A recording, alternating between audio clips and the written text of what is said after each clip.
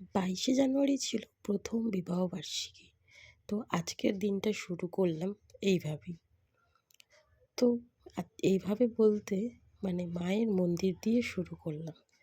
তো সকালবেলায় স্নান-টান সেরে একদম ফ্রেশ হয়ে রেডি হয়ে বেরিয়ে পড়েছি করুণাময়ী সিদ্ধেশ্বরী মন্দিরে।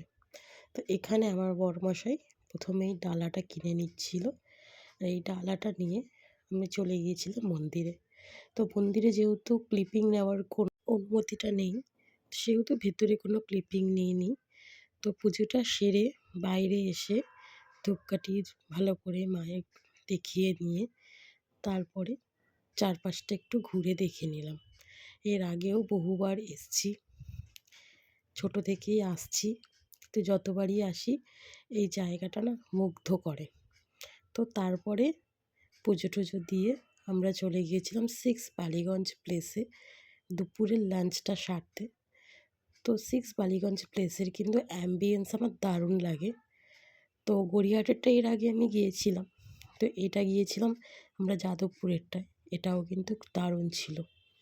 তোমরাও অবশ্যই ভিজিট করো। আর কারা কারা গেছো সেটা কিন্তু কমেন্ট করে জানিও।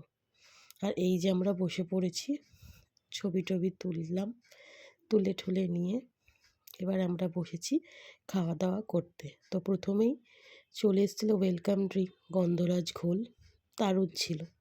একটু পাতলা ছিল বাট টেস্ট ওয়াইজ ভালো।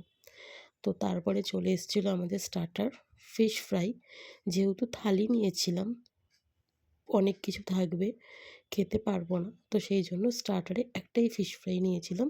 আর আমরা দুজন মিলে ট্রাই করেছিলাম। আর আমার বড়মশাই খাবার চলে এসছে, লুচি আর মাটন কষা নিয়েছিল। আর আমি নিয়েছিলাম একটা ইলিশ থালি। এই যে জাম্বো সাইজের একটা ইলিশ মাছ দিয়ে ওই দিনের লাঞ্চটা কিন্তু আমি শেষ করেছিলাম।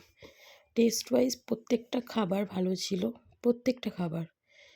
কিন্তু থালিটা ছিল একটা বিগ সাইজের বেঙ্গলি থালি।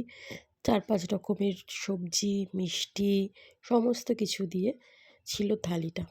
তো তারপরে আমরা ওখান থেকে খেয়ে একটু 2 মিনিটের হাঁটা পথে চলে এসেছিলাম আমরা সাউথ সিটি মলে একটু সময় কাটাতে। তো ওখানে কখন যে আমরা 2-3 ঘন্টা কাটিয়ে ফেলেছিলাম আমাদের খেয়ালই ছিল না।